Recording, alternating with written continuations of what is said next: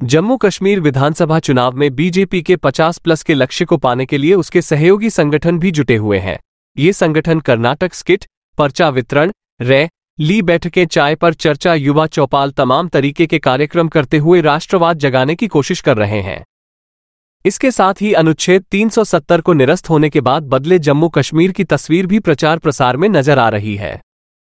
Media reports के मुताबिक बीते दिनों राष्ट्रीय स्वयंसेवक संघ की जम्मू के केशव भवन में हुई बैठक में बीजेपी के सहयोगी संगठनों को चुनाव में विभिन्न जिम्मेदारियां सौंपी गई है।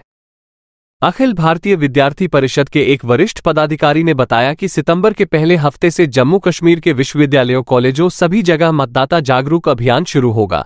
लाखों युवाओं को राष्ट्रवाद विचारधारा से जोड़ने का लक्ष्य रखा गया है। प्रत्येक जिले के लिए टीमें बनाई गई हैं। जागरूकता अभियान है, पाकिस्तान समर्थक एजेंट का विरोध करना है। खासतौर से पहली बार बने युवा मतदाताओं को राष्ट्रवाद पर ध्यान केंद्रित किया जाएगा। इस कैंपेन के तहत इस अभियान के लिए प्रत्येक जिले में 20 से 30 कार्यकर्ताओं की टीम भी गठित कर दी गई है। विश्व हिंदू परिषद की बात करें तो अपने स्तर पर राष्ट्रवाद का वो भी प्रचार कर रही है। संगठन के एक वरिष्ठ पदाधिकारी ने बताया कि चुनाव में किसी विशेष पार्टी के पक्ष में वोट मांगने के बजाय हमें राष्ट्रवाद का प्रचार करने को कहा गया है। इसमें मोदी सरकार की उपलब्धियों को गिनाया जाएगा। आरएसएस की ओर से नियमित बैठकों में राष्ट्रवाद पर रणनीति जो बनी उस पर चर्चा होगी। बीजेपी जम्मू संभाग की दोनों लोकसभा सीटें लगातार तीसरी बार जीतने के लिए उत्साहित है। इसलिए पार्टी बहुत सारे प्लान कर रही है, अभियान चला रही है। ऐसे में पार्टी नेता मोदी सरकार के पिछले 10 वर्षों की उपलब्धियां, विभिन्न समुदायों की बेहतरी के लिए हुए काम और अगले 5 सालों में विकास को गति देने का खाका तैयार करके जनसंपर्क चला रहे हैं। ये प्रदेश बीजेपी ने सभी नेता कार्यकर्ताओं को बेहतर समन्वय बनाकर लोगों के बीच डेरा डालने को कहा है। आपको बता दें कि कांग्रेस और नेशनल कॉन्फ्रेंस गठबंधन के बाद भारतीय जनता पार्टी ने जम्मू कश्मीर विधानसभा चुनाव के लिए अपनी सक्रियता बढ़ा दिया। नेशनल कॉन्फ्रेंस और कांग्रेस के गठबंधन के बाद उभरी विपक्ष की चुनौतियों से निपटने के लिए पार्टी ने सभी पहलुओं पर काम करना शुरू कर दिया है। प्रदेश बीजेपी की ओर से विधानसभा चुनाव के लिए वरिष्ठ नेताओं को कई जिम्मेदारियां सौंपी गई है। पार्टी की ओर से विभिन्न क्षेत्रों में ये जिम्मेदारियां देकर चुनाव प्रबंधन को मजबूत बनाया जा रहा है।